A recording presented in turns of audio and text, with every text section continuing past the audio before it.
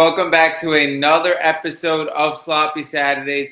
And today we are going to go over Colorado's Big 12 Media Day. Two very controversial things happened in this Media Day that I really both think shouldn't have happened. And we're going to talk about both of them, how it affects this Colorado team, what Deion Sanders is doing at the presser. Let's get right into it. Now, first off, a little unorthodox. Colorado brought two QBs to Media Day. Caden Salter and Julian Lewis. They did not name a starter yet. It isn't really too crazy for them not to name a starter yet, even though we are so close to the college football season. There are other teams that haven't named the starter yet. But for Colorado, I think the starter should have been named already. If you guys want to go back, we do have a Colorado preview out that we previewed about a month and a half ago. But in this quarterback battle, I think it is very obvious what happened. Now, when we look at Julian Lewis, we look at Caden Salter. They brought in Caden Salter from the transfer portal. Caden Salter came in here for a reason. Caden Salter is a guy with NFL hopes, NFL expectations. Now, this guy isn't going to be a first-round pick in the NFL. This guy is going to be a day one starter in the NFL by any means. But this is a guy that could definitely get drafted as a backup between the third and fifth round. Caden Salter came to Colorado to play, and I think it's the perfect setup having Julian Lewis right behind him. We looked at true freshman quarterbacks this year with very high expectations going into poor situations, such as DJ Lagway, such as Dylan Raiola.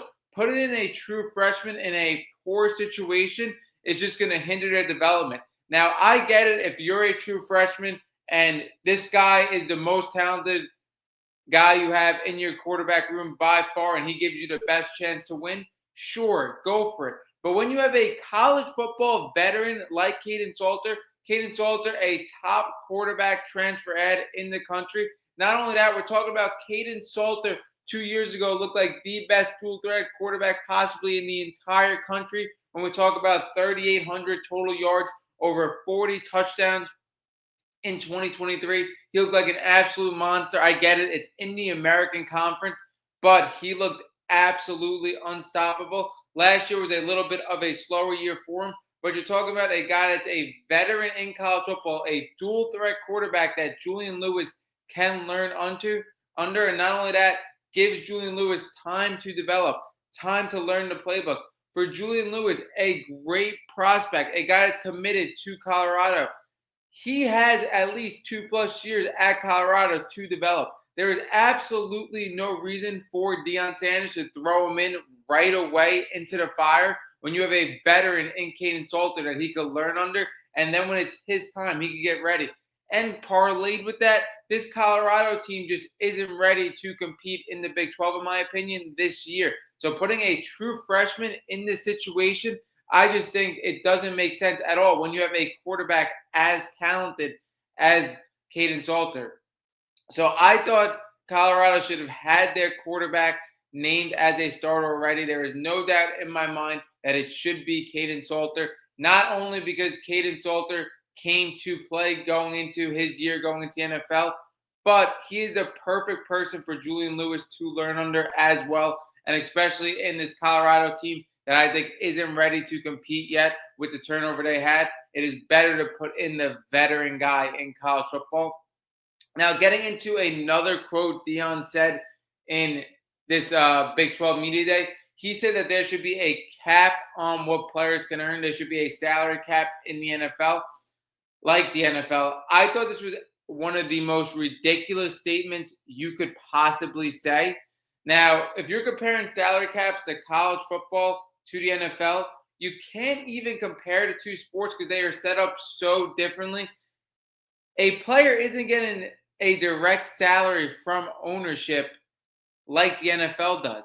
Not only that, roster construction, the amount of players you could have on a roster, way different from college to the NFL as well. Now, we have been saying over 10, 15, 20+ years that players should be earning money. With the amount of money these schools are making, players should be earning money.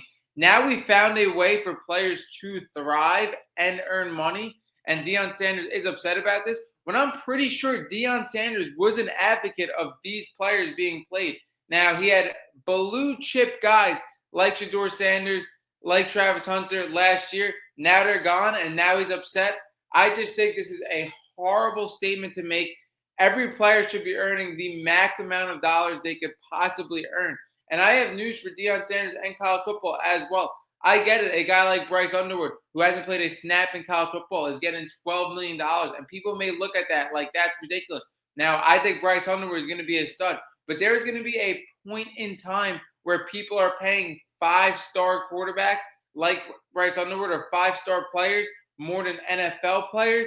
And there's going to be a point in time where that player busts, that player doesn't succeed at the college football level. Because when you're paying these five-star guys without them playing a snap, we've seen time and time again in college football where five stars continuously bust. So it's going to happen one day. So if you're paying a quarterback, if you're paying a running back, a receiver, whatever, a five-star guy who hasn't played a snap, a college football player that hasn't played a snap, millions of dollars, you're taking a huge risk. But not only that, I get it. The big fishes are going to be able to pay a lot more money.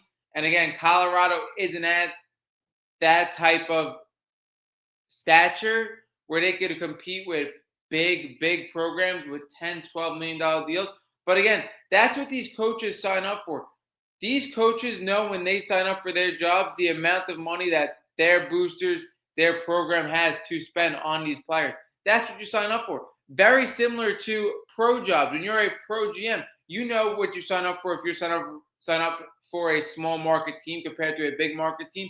I just think it's absolutely ridiculous to put a cap on what players could earn when we have been fighting for so long for these players to get paid and earn their maximum value. And now it's happening, and you don't feel like you're on the right side of it, so you think there should be a salary cap. That is completely hypocritical. I don't like it at all. And I don't think college sports should be compared to pro sports because, like I said, the setup with roster construction, the setup with how the player directly gets paid is just completely different. It should not be like that at all. I think college football is at the right state where players should be getting paid the maximum amount they could get. Now, that wraps up this episode of Sloppy Saturdays. Little quick episode on Colorado's Media Day. Like I said, there is no doubt in my mind that Caden Salter should be the starter. He is a veteran going into a program with holes. He is their best starter, and Julian Lewis should be learning behind Caden Salter. They should pick Caden Salter to be their starter very soon. Not only that, we talked about the NIL, and I think it is completely ridiculous what Deion Sanders said. Salary cap compared to the NFL, completely different. That wraps up this episode of Sloppy Saturdays, and we